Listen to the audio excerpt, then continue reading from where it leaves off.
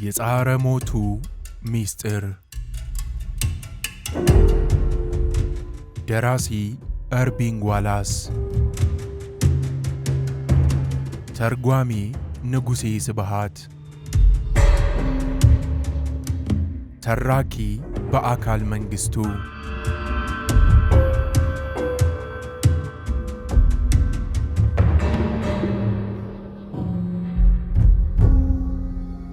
በምዕራብ በርሊን ውስጥ የጠዋቱ አየር ደመና የወረሰውና የሚከብድ አይነት ነበር። ቶቫ ሌቨን በመመገቢያ ክፍሉ ውስጥ ከጆሴፍ ሙለር ጋር ተቀምጣ ሚስቱ ቁርስ ስታቀርብላቸው እሷ ጆሴፍ ሙለርን አትኩራ ትመለከት ነበር። ምናልባት የሂትለር አምሳያ የነበረው የአባቱ የማንፍሬድ ሙለር አይነት ባህሪ ያሳይ ይሆናል ብላ ብትጠብቅም በመካከላቸው ምንም አይነት ተመሳሳይነትን ግን ልታገኝ አልቻለችም። 48 ዓመት ይሆነዋል ብላ የገመተችው ጆሴፍ ሙለር ረጅምና የተነፋፋ የሚመስል ትልቅ ፊት ያለውና ጺም አልባ ሰው ነው። ቶቫ መጀመሪያ ስታገኘው አባቱ ማንፍሬድ ሙለር ሂትለርን መስሎ ስለተወናቸው ትወናዎች አንድ ታሪክ ለመዘገብ እንደፈለገች እስራኤላዊት ጋዜጠኛ ሆና ነበር የተዋወቀችው። በዚህ ጊዜ ጆሴፍ በጣም የተደሰተ መሰልና ቁርስ ከጋበዛት በኋላ ቡናና ብስኩቶች ይዘው መጨዋወት ጀመሩ። ቁርስ ላይ ስለ አባቱ የምሽት ክበብ ሥራና በሂትለር የማስመሰል ሥራው አግኝቶት ስለነበረው ስኬት አውርቶላታል። ከዚህም ባሻገር የአባቱ የሎወንዶርፍ ክበብን ለማስተዋወቅ የተጠቀመበትን ማስታወቂያዎችን የያዘ አንድ ደብተርም አሳይቷታል። ከዚያ በኋላ ባለጥቁር ሸሚዝ ቅጥረኞች በዚያች ምሽት አባቱን እንዴት እንደወሰዱት አትቶላታል።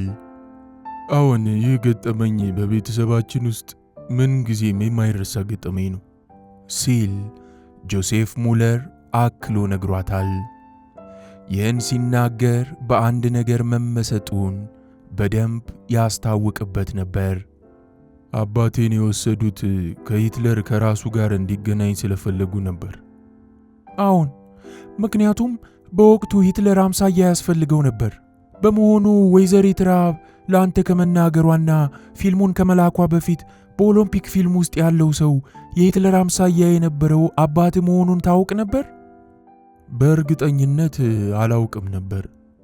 አባቴ ከሂትለር ጋር እንደተገናኘና አንዳንድ ቦታዎችም በመሄድ ምትክ ሆኖ ከየግብዣው ላይ ይገኝለት እንደነበር ብቻ ነው የማውቀው።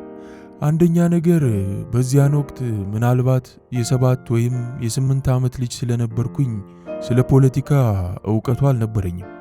ሁለተኛ ነገር ደግሞ በወቅቱ አባቴ ስለዚህ ነገር መናገር አይወድም ነበር። ከጊዜ በኋላ ብዙ ዓመታት ካለፉ በኋላ ግን በአንዳንድ ነገር እናቴ እንድጠራጠር አድርጋኛለች።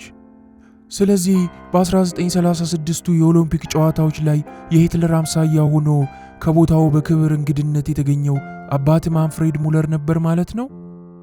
ጆሴፍ ሙለር በወንበሩ ላይ ተመቻችቶ ተቀመጠና ጥያቄውን እየመረመረ ሹካውን አንስቶ ከብስኩቱ ላይ በመቁረስ መብላት ጀመረ። አዎን፣ እያደግኩኝ ስመጣ ከዚህም በተጨማሪ አባቴ የሂትለር አምሳያ ሆኖ መስራቱን እንደቀጠለበት መጠራጠር ጀምሬ ነበር። ግን በእርግጠኝነት አታውቅም ነበር? አዎን፣ አላውቅም ነበር። ግን የኦሎምፒኩን ፊልም ካየሁት በኋላ ነገሩን ግልጽ ያደረገልኝ ይመስለኛል። በ1939 የሁለተኛ የዓለም ጦርነት በተጀመረበት ጊዜስ አባት ምን ይሠራ ነበር? በድጋሚ ወደ ትወና ሥራ ተመልሶ ነበር? እርግጠኛ ነኝ አልተመለስም። የሁላችንም ታላቅ እህቴ እንደነገረችኝ ከሆነ ምናልባት ሂትለር ያስጠራው እንደሆነ በማለት በቤታችን አካባቢ ሲያንዣብብ ነበር የሚውለው። ብቻ የዚያኔ በጥሩ ሁኔታ እንኖር ነበር። ሂትለር ጥሩ የሆነ ደሞዝ ይሰጠው ነበር ይመስለኛል። ምክንያቱም በቂ የሆነ ኑሮ እንኖር ነበር። ግን ምን ያደርጋል፣ ጦርነቱ ሊጀመር አካባቢ አባቴ ከቤት ብዙ ጊዜ ይጠፋ ጀመር። አልፎ አልፎ ለጥቂት ቀናት ወደ ቤት ብቅ ቢልም ደስተኛ ግን አልነበረም። አይናገር አይጋገር። ያም ሆነ ይህ ብዙውን ጊዜ የሚያሳልፈው ውጪ ነበር። አንዳንድ ጊዜማ ለብዙ ቀናት ነበር ጭልጥ ብሎ የሚጠፋው። ታዲያ እህቶቼ አባቴ ወዴት እንደሄደ ትነግራቸው ዘንድ እናቴን ይነዘንዟት ነበር። እናታችንም ለመንግስት ተቀጥሮ እየሰራ እንደሆነና አንዳንድ ጊዜ ደግሞ ለአንድ ተልኮ ወደ ፉረር ባንከር እንደሚሄድ ትነግረን ነበር። ለመጨረሻ ጊዜ ያየሁት የ8 ዓመት ልጅ እያለሁ ነው። የጦርነቱ ፍጻሜ ወራት አካባቢ ነበር። የዚያኔ ወደ ቤት የመጣው የእኛን የቤተሰቦቹን ደህንነት አደጋ ውስጥ እንዳይወድቅ ሰግቶ ሁኔታውን ለማመቻቸት ነበር።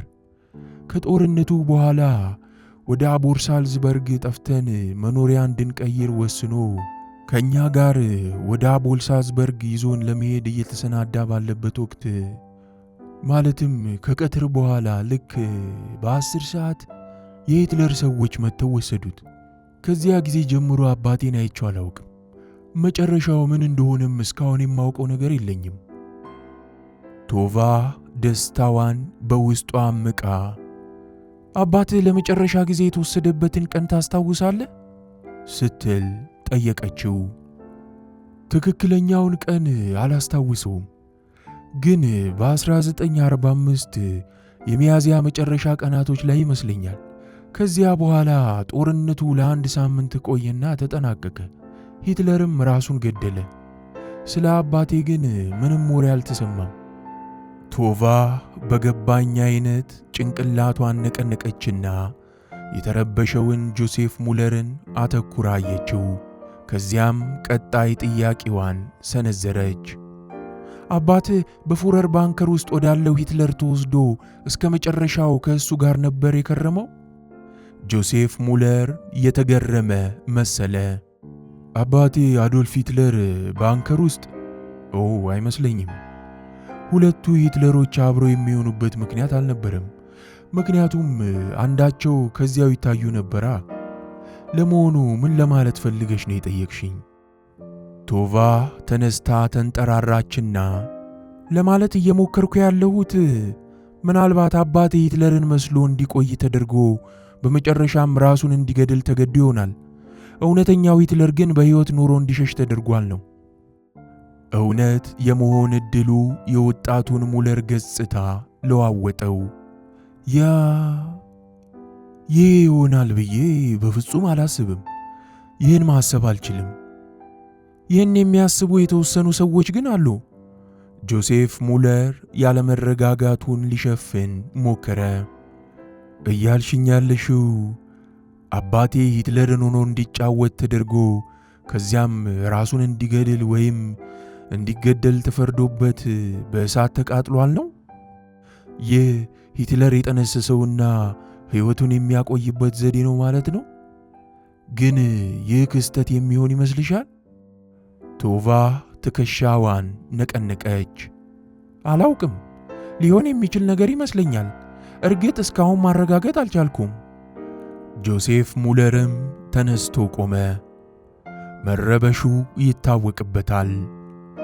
የሂትለር የባንከር የመጨረሻ ጊዜ ቆይታ አንብቤያለሁ። አንዴም ብቅ ሳይል በከርሰ ምድር ውስጥ ለበርካታ ሳምንታት ቆይቷል። አባቴ እንደ ሂትለር ወደ ባንከር ውስጥ ቢዘልቅ ኖሮ ሂትለር ቀድሞ ወጥቶ ነበርና አሁን እንደገና እየገባ ይመስል ነበር። ያ ደግሞ ሆኗል ብዬ ፍጹም አልገምትም አላት። ሂትለር በሕይወት ቆይታው የመጨረሻው ሳምንት ግድም ከባንከር ለቆ ስለ መውጣቱ እርግጠኛ ነህ? ወይስ ወደ ባንከር ተመልሶ ሲገባ በማንም አልታየም? አሁን የጆሴፍ ሙለር ስጋት ጨመረ። እውነቱን ለመናገር እርግጠኛ አይደለሁም። እርግጠኛ መሆን የሚችለው ብቸኛ አካል ከኤስኤስ ሰዎች አንዱ አሊያም በባንከር የመጨረሻዎቹ ቀናት ሂትለርን ያየ የፖሊስ ጠባቂ ይሆናል። ይህን ሰው የምታገኝ ከሆነ ያሰብሽውን ልታሳኪ ትቼ ይሆናል። ማለትም ሂትለር እዚያው እያለ አባቴ ወደ ባንከር ውስጥ ስለ መግባቱና ብሎም በሂትለር ፈንታ ስለ መሞቱ ይህን ሰው የምታምኚ ከሆነ ምናልባት ላገኘው እችላለሁ። እንግዲያው ለአንዴና ለመጨረሻ ጊዜ ሂትለር ምን እንደሆነ ታውቂያለሽ፣ አባቴም ጭምር። መልካም ዕድል እመኝልሻለሁ።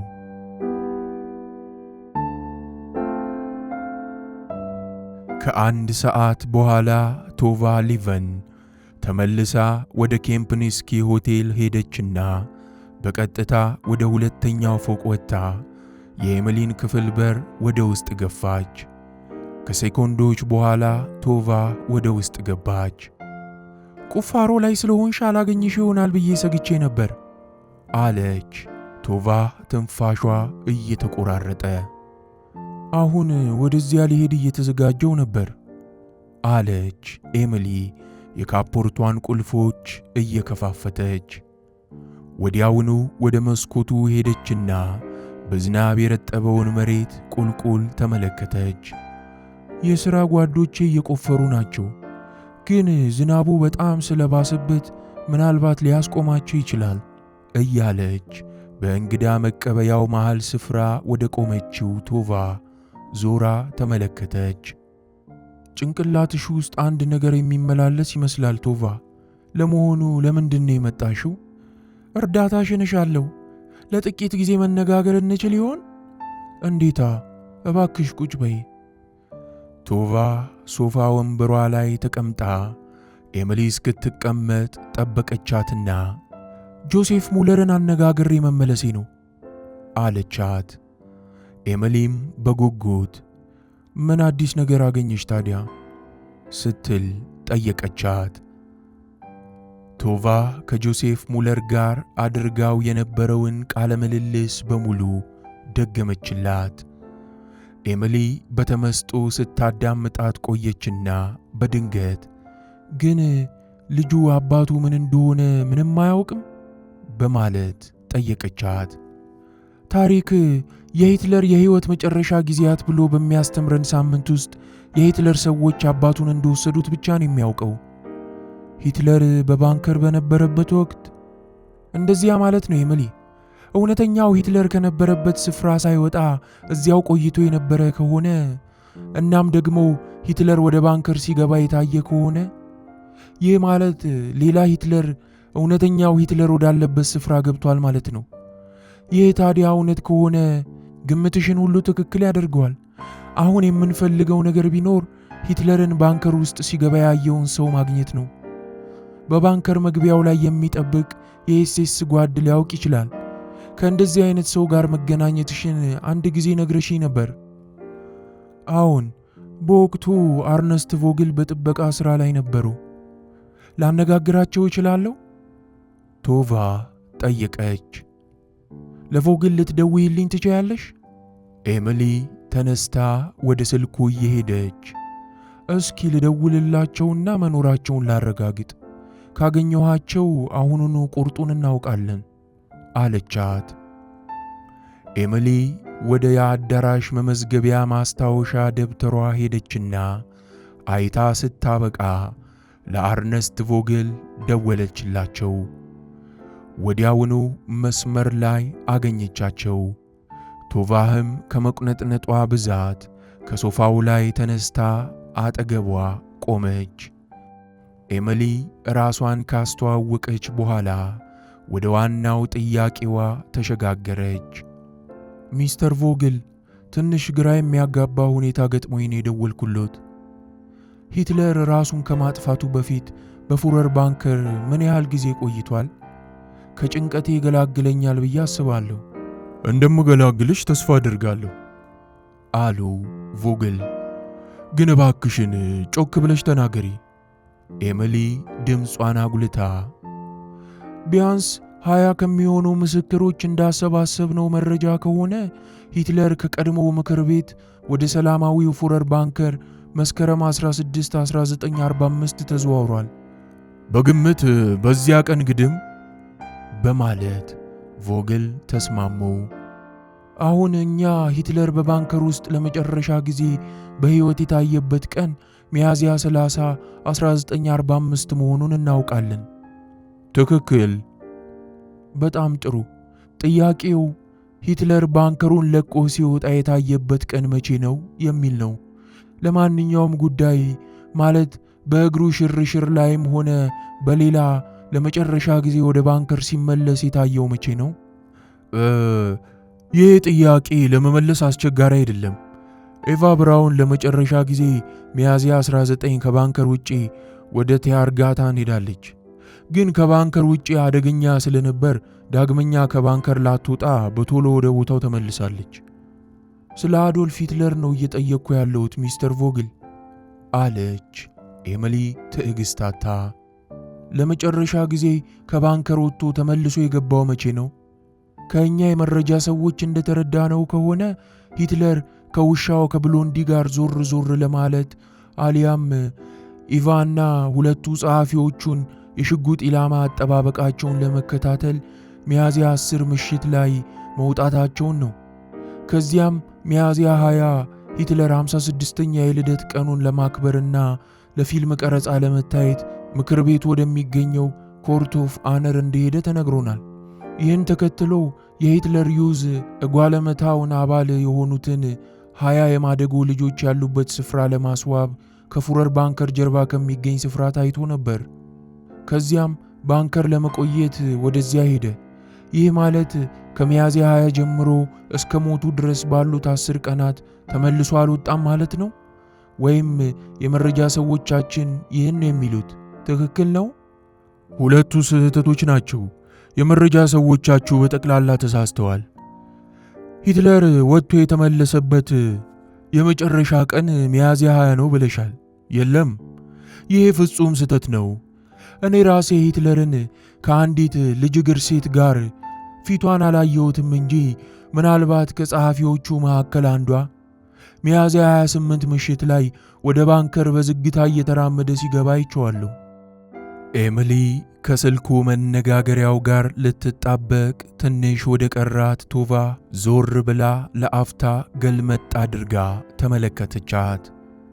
አንድ የቆዩኝ ሚስተር ቮግል፣ እርግጥ ማናቸውም የኔ ምንጮች ሂትለር ከመሞቱ 10 ቀን ቀደም ብሎ በማንም እንዳልታየ የሚጠቁሙ ቢሆኑም እርሱ የሚሉት ግን ሊሞት 2 ቀን ሲቀረው ወደ ባንከር ሲገባ ተመልክቼዋለሁ ነው።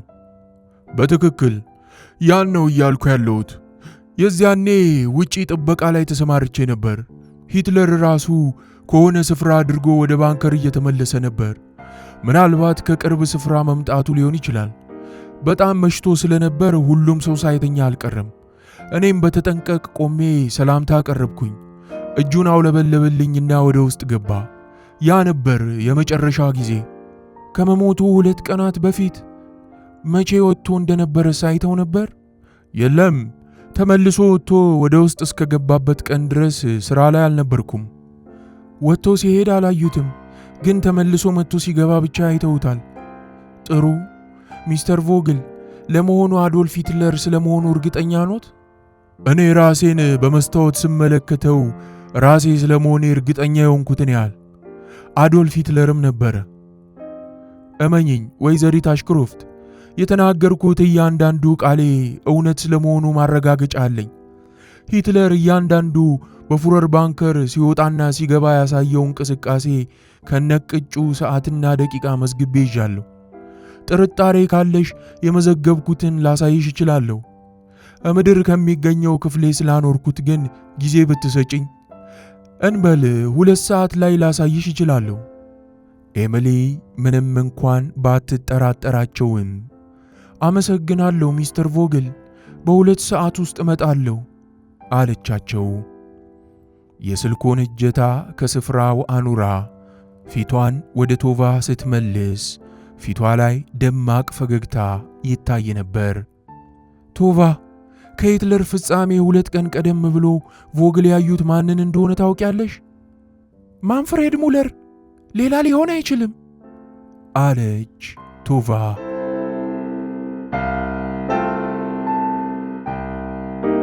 ፕላምፕ የአርነስት ቮግል አፓርታማና የንግድ መጽሐፍ መሸጫው ስፍራ ያለበትንና በዳህል ማንስትራስ ውስጥ የሚገኘውን ባለ 5 ቆሻሻማ ሕንፃ አጠገብ ማርቸዲስ መኪናውን ሲያቆም ቶቫ ሌቨን ከኤሚሊ ቀድማ ከመኪናው ወረደች። ከመጨረሻው 2 ቀን ቀደም ብሎ ሁለተኛው ሂትለር ወደ ፉረር ባንከር ገብቶ እንደሆነ የቮግልን የመጨረሻ ቃል ለመስማት በመጓጓት ቶቫ ወደ መጽሐፍት መሸጫው ሕንፃ እየተቻኮለች ሄደች። ለ2 ሰዓታት ያህል ነበር ቶቫ ሚስተር ቮግልን ለማግኘት ትዕግሥት አስጨራሽ ጥበቃ በኤሚሊ ክፍል ውስጥ የጠበቀችው። በቆይታዋ ወቅት ቶቫ ስለ ቮግል ያለፈ ታሪክ በኤሚሊ ተነገራት።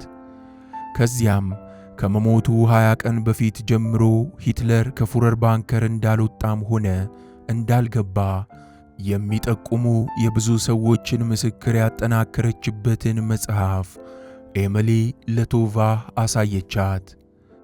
ይህ ሁሉ መረጃ ሂትለር ከመሞቱ 2 ቀናት በፊት በዓይኔ አይቼዋለሁ ከሚል አንድ የጥበቃ ጓድ ጋር ይቃረናል።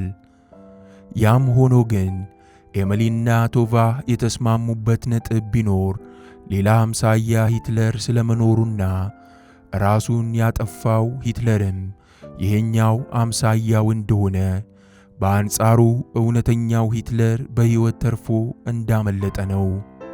ኤሚሊ ከጀርባዋ ሆና ቶቫ በፍጥነት የቮግልን አፓርታማ ለማግኘት ወደ ሕንፃው ገባች። ኤሚሊ ወደ አንድ ፎቅ ክፍል እየጠቆመች እዚያ ተርታ ላይ ካሉት ቤቶች ያ በግራ በኩል የሚገኝ በር የሳቸው ክፍል ነው። ልክ በሰዓታችን መገኘት አለብን አለቻት። ቶቫ ኤሚሊ መንገዱን እንድትመራ ወደ ኋላ ቀረት አለች። መቋቋሚያው ጋር ሲደርሱ ሁለቱም ወደ ግራ መተላለፊያው ተጠመዘዙና ከመጀመሪያው ቡኒ በር አጠገብ ቆመው ትንፋሻቸውን አሰባሰቡ። በአንድ በኩል ደወል የነበረ በመሆኑ ኤሚሊ ተጫነችውና በሩ እስኪከፈትላቸው ተጠባበቁ። ሳይከፈት ሲቀር ኤሚሊ በድጋሚ ተጫነችው። አሁንም መልስ የለም። በትክክል ተጭናው እንደው ለማረጋገጥ ቶቫ ራሷ የበሩን ደወል ጫን አለችው። 3 ወይም 4 ጊዜ ያህል ብትደውልም ምንም ምላሽ ልታገኝ አልቻለችም። ምናልባት ደውሉ በደንብ አይሰራም ይሆናል አለች ቶቫ። ግድ የለም የኋላ ቀር ሥራ እንስራ አለች ኤሚሊ ደግሞ። ከዚያ በሩን ማንኳኳት ጀመረች። ቶቫህም አገዘቻትና ሁለቱም በኃይል በሩን ይደበድቡ ገቡ። ያገኙት ብቸኛ መልስ ቢኖር ከጎረቤት አንዲት አሮጊት ሴት ከምድር ቤት ኮቴያቸውን እያንዷንዱና እየተነጫነጩ መምጣታቸው ብቻ ነበር። ምንድነው ነገሩ? ሲሉ በሩ ጋር ሲደርሱ ትንፋሻቸው እየተቆራረጠ ጠየቁ። እየረበሻችሁ እኮ ነው። እኔ ፍራው ሌኪ ነኝ፣ የቤቱ ባለቤት። እናንተስ ማን ናችሁ? የሚስተር ቮግል ወዳጆች ነን አለች ኤሚሊ ረጋ ብላ። ጠቃሚ መጽሐፍ ሊያሳዩን ነው ወደ በሩ እየጠቆመች። ግን እስካሁን መልስ አልሰጡንም አለቻቸው። ኦ ቮግልን ታውቁታላችሁ? አንዳንድ ጊዜ መልስ አይሰጥም፣ ምክንያቱም በበቂ ሁኔታ መስማት አይችልም። የማዳመጫ መሳሪያውን ሲያወጣማ ከናካቴው አይሰማውም። የቤቱ ባለቤት ካገለደሙት ፎጣ ኪስ ውስጥ በርካታ ቁልፎች አወጡ።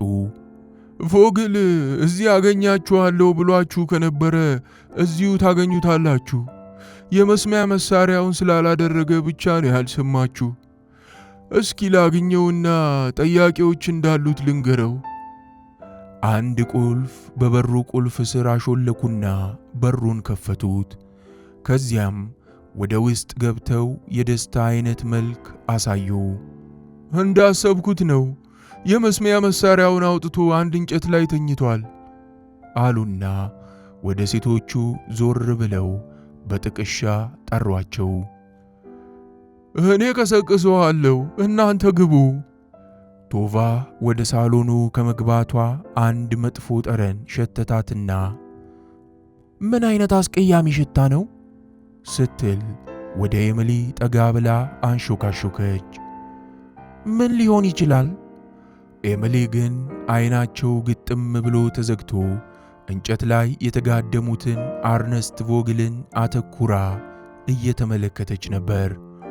ቶቫህም እይታዋን ኩርምት ወዳሉት ጉንጮቻቸው ወደ ውስጥ ወደ ገቡትና የነጡትን ከንፈሮቻቸው ወደ ደረቁት ቮግል አዞረች። የታመሙ ይመስላሉ ብላ ኤሚሊ አጉረመረመች። ፍሬው ሌኪ የቮግልን ትከሻ እየነቀነቁ ተነስ አርነስት፣ እንግዶች መጥተውልሃል አሉ። የቮግል ዓይኖች ግን አልተከፈቱም። ይልቁኑ ጭንቅላታቸው ወደ መሬት አዘነበለ። ይህን ጊዜ የቤቱ ባለቤት እጃቸውን ሲያሸሹ ቮግል ከእንጨቱ እጀታ ተንሸራተው ወደቁ። የሞቱ መሰለኝ አለች ቶቫ በማይሰማ ዝቅተኛ ድምፅ።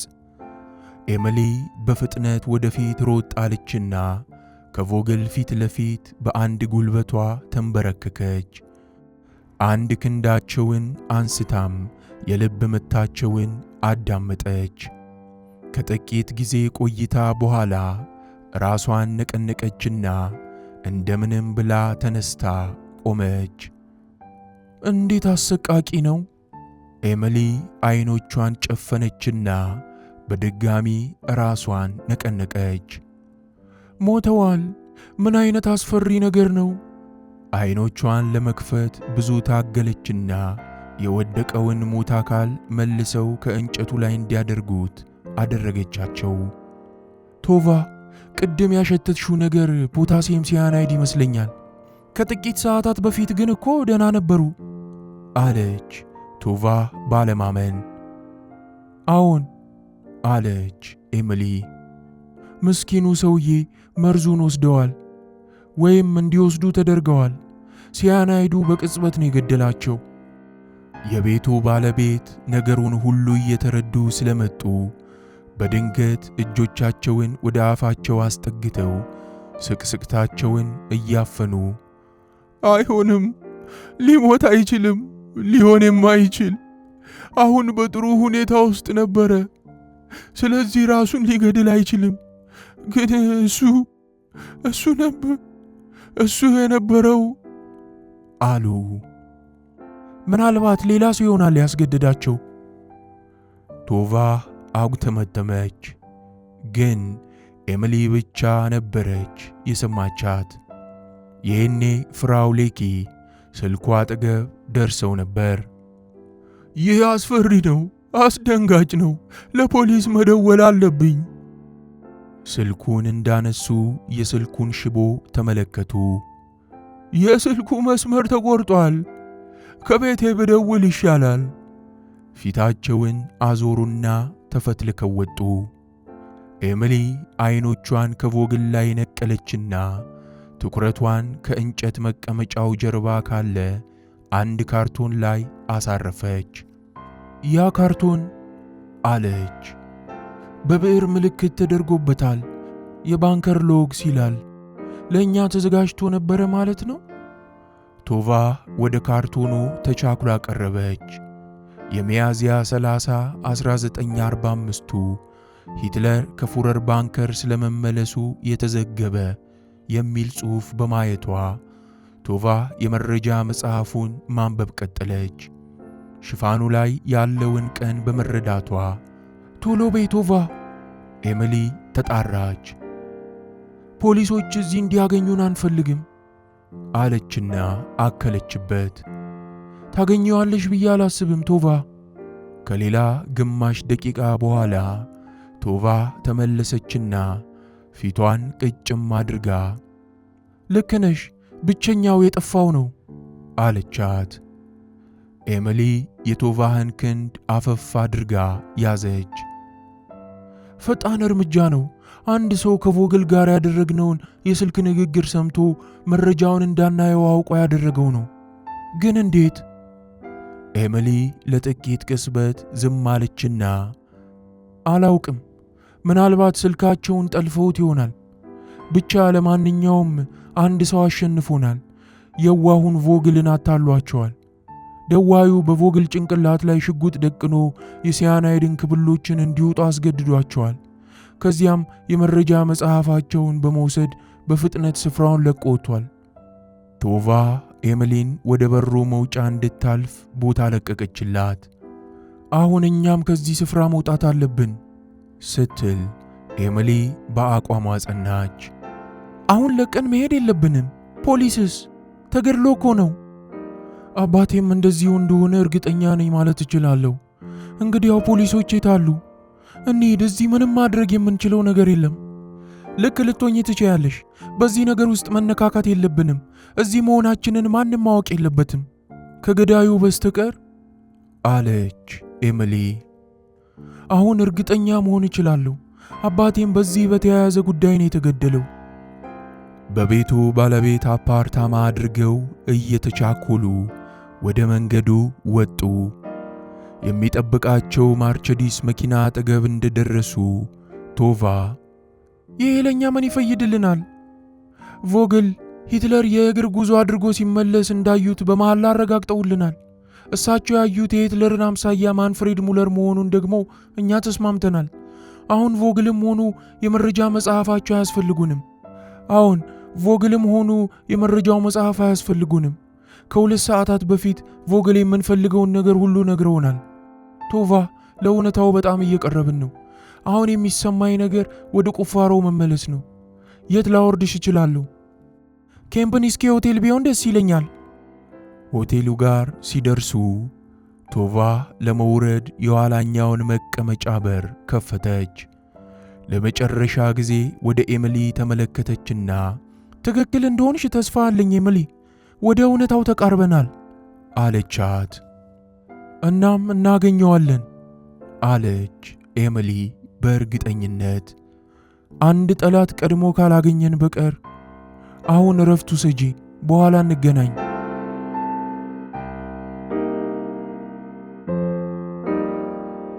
ኩርባው ላይ እንደቆመችና ማርቸዲሱ ተፈትልኮ እንደሄደ ቶቫ እረፍት ለማድረግ ጊዜ እንደሌላት አወቀች። ብዙ ሥራ እንደሚጠብቃት ተረዳች። ለእውነታው እጅግ በመቃረባቸው ምክንያት ቶቫ ለበላዮቿ ዘገባውን የምትልክበት ጊዜ አሁን ነው። የሞሳዱ የበርሊን ቅርንጫፍ ከሆኑት ቼን ጎልዲንግና ሌሎች የእስራኤል ኢንተለጀንሶች ጋር ውል የምትዋዋልበት ጊዜ አሁን ነው። አንድ ሰው የነሱ ባላንጣ ሆኗል። ስለዚህም ከሁሉም በጉጉት የሚጠበቀው ጨዋታ ቀድሞ ተደርሶበት በቁጥጥር ስር መዋል አለበት።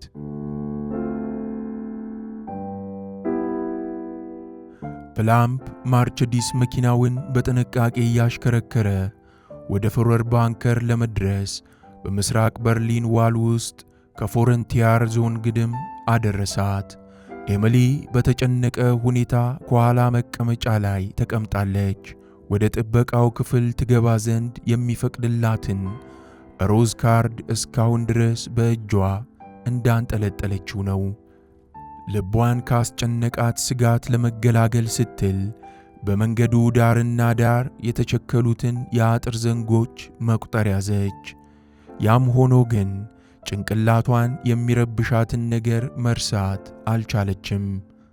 የመጀመሪያ ቁፋሮው ውጤት ሂትለር መሞቱን አሊያም አለመሞቱን ትደርስበት ዘንድ 1 ሳምንት ተሰጥቷታል። ይህም የሁለተኛ ቀን ቁፋሮዋ መሆኑ ነው። በአሁኑ ሰዓት አንድሪው ኦበርስታትና 3 ረዳቶቹ ብዙም ጥልቀት የሌለውን ስፍራና የወንዙን ዳርቻ ግድም ቆፍረው እንደጨረሱ እርግጠኛ ነች። እናም አሁን የመጀመሪያው ክፍል ተጠናቆ ቁፋሮው ምን እንዳስገኘ ለማወቅ ጓጉታለች። በስተግራዋ በኩል አሻግራ ስትመለከት ረጃጅም ሳርና እጽዋት የወረሰውን ፉረር ባንከር አስተዋለች። የኦበርስታት ቶዮታ ካሚዮን ግማሽ ጎኗ ከደልዳላው ስፍራ ትታያለች። 3ቱ ረዳቶች ባይታዩም ኤሚሊ እሱ ራሱን በእጁ አካፋ ይዞ ብቅ ሲል አየችው።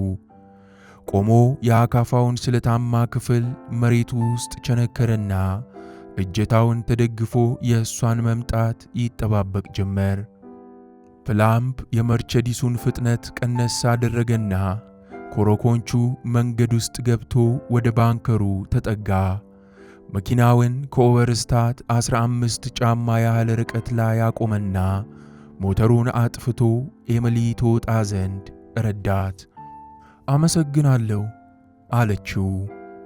ከዚያ ካፖርቷን አውልቃ ሱሪው ከጃኬቱ ጋር አብሮ የተሰፋውን ልብሷን አስተካከለች። ቀጥላም የቡትስ ጫማዋን ተረከዝ ከጨቀየው መሬት ላይ እያሳረፈች ወደ ኦቨርስታት ጉዞ ጀመረች። ስለዘገየው አዝናለሁ አለችው። ግን ሁለቱን ስፍራዎች ቆፍረህ እስክትጨርስ ትፈልገኛለህ ብዬ ስላልገመትኩ ነው። እርግጥ አልፈልግሽም ነበር። አሁን ግን ምናልባት ልንፈልግሽ እንችላለን። አነስተኛ ጥልቀት ያለበትንና በቦምብ የተሸነቆረውን ስፍራ ቆፍራችሁ ጨርሳችኋል? ኤሚሊ በጉጉት ጠየቀች። ስፍራውን በፕላስቲክ ሸፍነነዋል። ስለዚህ ዝናቡ ሲያቆም ሁለቱንም መጨረስ እንችላለን። እና እድል ስለሌለን ስጋት አለኝ። ኦቨርስታት ደስተኛ ያልሆነ ሁኔታ ታየበት። 3 ትንንሽ ቅርሶችን አግኝተናል። አንቺ የፈለግሽውን አይነት ግን ምንም የለም። የፍሬድሪክ ታላቁን ምስል የያዘ ጌጥ፣ ሰው ሰራሽ ድድ የተገጠመለትን መንጋጋ፣ ምንም አለ ኦቨርስታት።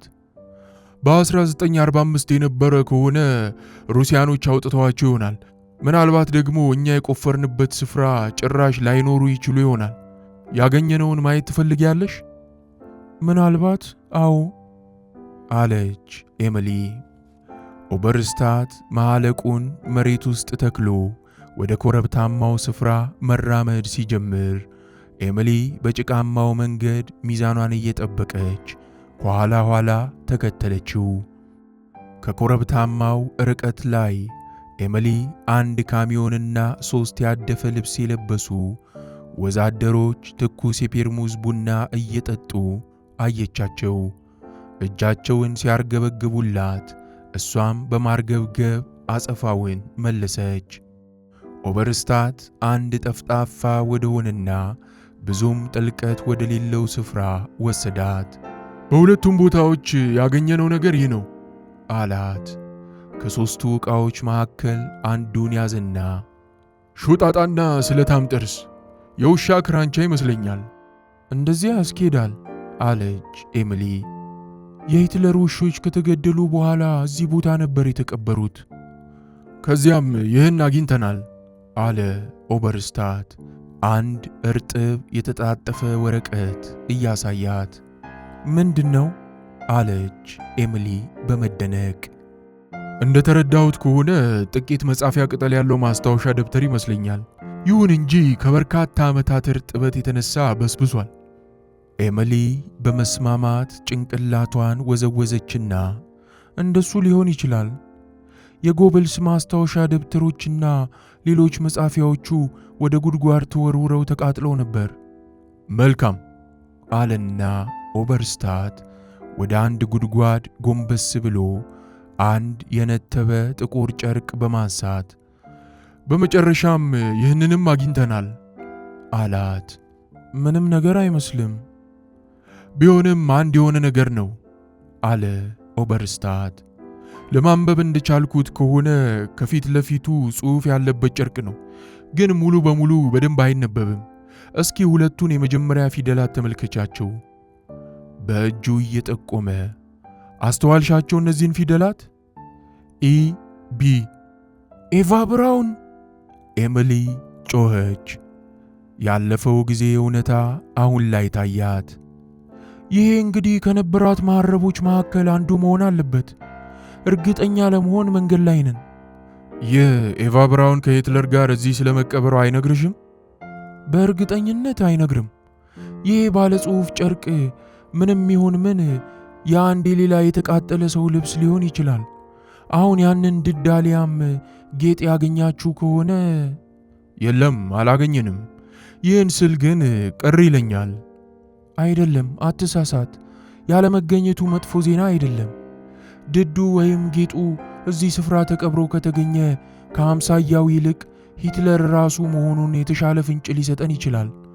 ግን እናንተ ሁለቱንም ስላላገኛችሁ የተቃጠለው ሰው ሂትለር አለመሆኑ አመላካች ነው። ብቻ ባይገኝም ምንም አይደለም። ወደ ኋላዋ ዞረችና ትልቁን ኮረብታ፣ ጭቃማው ሜዳና ሳሩን ተመለከተች። አንድ መመልከት ያለብን ተጨማሪ ስፍራ አለ አለችው እያመነታች። እሱም የሂትለር የመጨረሻ የእንግዳ መቀበያና የመኝታ ክፍል ነው። ጌጡና ድዱ አምሳያው ይጠቀምበት ዘንድ ትቶለት እንደሆነና በቀብሩ ስነ ስርዓት ወቅት ትኩረት ካልተሰጠበት ለመረዳት እፈልጋለሁ። አንዳቸውም ካልተገኙ ሂትለር አድርጓቸው ሸሽቷል ማለት ነው። ሰፊውን ኮረብታ እየተመለከተ ኦበርስታት ጭንቅላቱን ነቀነቀና አንድ ነገር ለማረጋገጥ የሚረዳ ቢሆን እንኳን እዚያ እንዴት አድርገን ነው የምንወርደው? ከላይ ጀምራችሁ ቁልቁል ወደ ታች መቆፈር ትችላላችሁ አለችው ኤሚሊ። የማይቻል ነው። ምን ያህል መቆፈር እንዳለብን ታውቂያለሽ? ወደ ኮረብታው አተኩሮ ተመለከተ። ከጋራው ጫፍ ወደ ድልዳላው ስፍራ 20 ጫማ ያህል እንደሚሆን እገምታለሁ። አንቺ ደግሞ የሂትለር ጽሕፈት ቤቶች ከድልዳላው ስፍራ በታች 55 ጫማ ላይ የሚገኝና በ11 ጫማ አርማታ እንደተሸፈነ የነገርሽኝ ይመስለኛል። ይህ ማለት ወደ ታች 75 ጫማ በ5 ቀናት ውስጥ መቆፈር አለብን ማለት ነው። የአንቺ ፈቃድ ሊጠናቀቅ 5 ቀናት ያህል አይቀሩም። ደግሞም ሩሲያኖች አርማታውን ቢያፈርሱት እንኳን በዶማና በአካፋ መጨረስ ቀላል አይደለም። ከባድ መሳሪያዎች ብንጠቀምስ? የጀመርነውን 2 ጣቢያዎች ለመቆፈር ትራክተርና ከባባድ ሎደሮችን ለማምጣት አስቤ ነበር። ዛሬ ጧት ወደዚህ ስመጣ ለምስራቅ ጀርመን ዋና ጸሐፊ ፈቃድ ስጠይቅ በአጭሩ አይቻልም አሉኝ። ኤሚሊ ከንፈሯን ነከሰች። አይኖቿ በኮረብታው ላይ እንደተተከለ ነው። ሌላ መንገድ መፈለግ አለብን አለችውና ጣቶቿን አንቋቋች። ምን እንደሆነም ተረድቻለሁ። ከወለሉ ወደ ፉረር ባንከር አድርጋችሁ ሽቅብ ብትቆፍሩ 20 ጫማ ያህል ልታድኑ ትችላላችሁ። ያም ቢሆን አለ ኦበርስታት ፊቱን ክስክስ አድርጎ፣ ከውስጥ ገብተን ለመቆፈር እንኳን ብንሞክር ጭቃው ራሱ ሊያላውሰን አይችልም። ከዚህም ሌላ የቀረ የምድር ንጣፍ የለም፣ ምክንያቱም ሶቪየቶች በቡልዶዘር አፈራርሰውታል። ግን ሂትለር ይኖርበት የነበረው የታችኛው ንጣፍ አልተጎዳም። ከመጀመሪያው ሁሉንም ነገር እንዲቋቋም ተደርጎ ነው የተገነባው። አንድ ማንኛውም አቋራጭ ተጠቅማችሁ እሱ ላይ ልትደርሱበት የሚያስችል መንገድ የላችሁም? አላውቅም አለ ኦበርስታት ኮረብታውን ስፍራ አተኩሮ እየተመለከተ። ምናልባት የቀን ረዳት ሰራተኞችን በእጥፍ ካሳደግኩና በተጨማሪም የማታ ፈረቃ ከተሰጠኝ እንዴት ልንደርስበት እንደምንችል ማሰብ እንችላለን። እንደዚያ እንዲሆን ምን ማድረግ አለብኝ? ስትል ኤሚሊ ጠየቀችው። በመጀመሪያ የቀን ሰራተኞችን ለምጨምርበት ቁጥርና ምሽት ፈረቃ ለሚሰራበት ሥራ ክፍያ ዋስትና ትገቢልኛለሽ። ዋስትና ገብቼልሃለሁ። ሁለተኛ ወደ ምስራቅ በርሊን ትደውይና ጠዋት ብቻ ሳይሆን ከቀትር በኋላና ምሽት መቆፈር እንዳለብን ፍቃድ ታገኝልናለሽ። ለፈቃዱም ዋስትና ገባለሁ። ለሚስተር ፎስተር የይለፍ ፈቃድ ይሰጠው ዘንድ ለመደወል አስቤያለሁ። ሊጠቅመን ይችላል። አትጨነቅ። ከሥራ ሰዓት ውጪ ትቆፍር ዘንድ ፈቃድ አገኝልሃለሁ። በመጨረሻም የምፈልገውን ሰው ምዕራብ በርሊን ውስጥ ላገኘው እፈልጋለሁ። የምትፈልገውን ሰው በምዕራብ በርሊን? ኦበርስታት ፈገግ አለ። አባቴ ሊዮ ኦበርስታት ድርጅታችንን የመሰረተ ሰው ነው። እርግጥ አሁን መስራት ተስኖት ጡረታ ወጥቷል። ያም ቢሆን በባንከር ግንባታ ረገድ አሁንም ቢሆን ጠበብት ነው። ምክሩ ያስፈልገኛል። ምን ማለትህ ነው? አባትህ ጠበብት ናቸው? ቢያንስ ግማሽ ደርዘን የናዚ ባንከሮችን መርቷል። ጦርነቱ ከመቀስቀሱ በፊት አባቴ ሊዮ በርሊን ውስጥ አነስተኛ የግንባታ ኩባንያ ነበረው። ከግማሽ ጎኑ የበለጠ የአይሁድ ዘር ስላለበት ግን ተያዘ። በወጣትነቱ ልክ እንደኔ የፈረጠመ ሰውነት ስለነበረው ከሌሎች ይሁዲ ባሪያ ሰራተኞች ጋር ቀላቀሉት። ከጥቂት ጊዜ ቆይታ በኋላ ግን ሊዮ መሐንዲስና ሕንፃ ቀያሽ መሆኑን ስለተረዱ የባሪያ ሰራተኛ ጓደኞቹን በመምራት እድገት አገኘ። በጦርነቱ ወቅት እሱና የባሪያ የሥራ ባልደረቦቹ አብዛኛዎቹን የከርሰ ምድር ባንከሮች ገነቡ። አባቴ ሲያመልጥ የተቀሩት ባሪያዎች ወደ ዳሻው ቤልሰንና ቡስዋርድ ተወሰዱ። ከሊዮ በርስታት የበለጠ ስለ ባንከር የሚያውቅ ሰው አንድም ቢሆን ጀርመን ውስጥ አይገኝም። ስለዚህ ዛሬ ማታ በድጋሚ ከሱ ጋር ተነጋግሬ የፉረር ባንከር እቅዱን እንደገና አጥንቶ የተሻለውን መንገድ እንዲነግረኝ እፈልጋለሁ። ስለዚህ ልትሄድ ነው? ሁለተኛውን ፈረቃ እንድንሰራ ልክ ፈቃድ እንዳገኘሽልን፣ አዎ እሄዳለሁ። አንቺ ፈቃዱን አግኝልኝ እንጂ ወደ አዶልፍ ሂትለር ቤት አደርስሻለሁ፣ ወደ ተወዳጁ ቤት።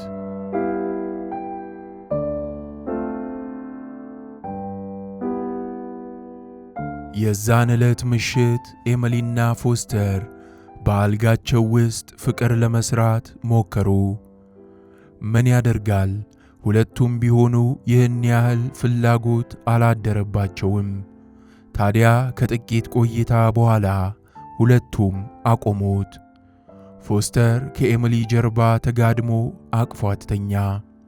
ኤሚሊ ለፕሮፌሰር ብላውባች በምሽት ትቆፍር ዘንድ ፈቃድ የጠየቀችበት የስልክ ጥሪ እራት ላይ አዎንታዊ ምላሽ ይዞ በመምጣቱ በደስታ ተቀበሉት። በዛች ምሽት በውስጣቸው የተሰማቸውን ስሜትም እሺ ብለው ሊያስተናግዱት ቢሞክሩም ፍላጎታቸው አሁንም አልተቀሰቀሰም። ፎስተር ጭምቅ አድርጎ እያቀፋት ምንድነው ኤሚሊ፣ ምንድነው ያስጨነቀሽ ያለው ሲል ጠየቃት። አርነስት ቮግል አለችው። ሞት አካላቸው ከእንጨት ወንበሩ ላይ ተጋድሞ እየታየኝ ከአእምሮዬ ላስወጣው አልቻልኩም። በእሳቸው ላይ የተጠያቂነት ስሜት ከአእምሮዬ መንጥቄ ላወጣው አልተቻለኝም። ፎስተር ጉንጯን ደባበሳት። አንቺ ምንም ጥፋት የለብሽም፣ በእኔ ምክንያት ነው ብለሽ መጸጸት የለብሽም። ነገሩ ስለተፈጸመና አንቺም በዓይንሽ ስላየሽው ግን አዝናለሁ። ምናልባት አሁን ልታደርግ የምትችይው ከሁሉም የተሻለ ነገር ቢኖር ጥቂት እንቅልፍ መተኛት ነው። አፏን ከፍታ በሰፊው አፋሸገች። አዎን፣ እንቅልፍ ጥሩ ሳይሆን አይቀርም። ኤሚሊ ብርድ ልብስ በሁለቱም ላይ ደረበችና የራስጌ መብራቱን አጥፍታ ትራሱ ላይ ጭንቅላቷን አሳረፈች። በጨለማው ውስጥ የፎስተርን ታሪክ አስታወሰች። ሰውነቷን በድጋሚ የበለጠ ወደ እሷ አስጠጋች። ሬክስ አለች ዝግ ብላ፣ ዛሬ አንተም ብትሆን ብዙ ስሜት አልተነቃቃም። አንተንም አንድ ነገር እያስጨነቀ ነው። እንቅልፍ እንደተጫጫነው በስፖንዳ ወህኒ ከሻለቃ ኤልፍሮድ ጋር ስለ መገናኘቱና የጠፋውን ሰባተኛውን የባንከር ንድፍ ለሩዲ ዚድለር ስለ መውሰዱ በአጭሩ ነገራት። ዚድለር አክሎም ሰባተኛውን ባንከር ሊለየው የሚችል ሰው ከሂትለር ባሪያዎችና ከገንቢዎቹ ከአንዱ በቀር ሌላ ማንም ሊኖር እንደማይችል እንደነገረው ነገራት። ያም ቢሆን ግን ሁሉም ባሪያ ሰራተኞች በጠቅላላ ጀርመን ከመያዟ በፊት ተጨርሰዋል። አንድ እንኳን የተረፈ ካለ ዚድለር እንደጠቀሰለት እሱን ማግኘት ከክምር ገለባ ውስጥ መርፌ መፈለግ ያህል ነው። እንቅልፍ እያንደፋደፋት ያለችው ኤሚሊ ለመናገር በመከራ እየጣረች ነው። አፏ እስርስር ብሏል። ይሁን እንጂ እንደ ባሪያ ሲያገለግል የነበረውን ሰው እየፈለክ ነው የሚል የገዛ ድምጿን ሰማችው። አዎ እየፈለኩ ነው።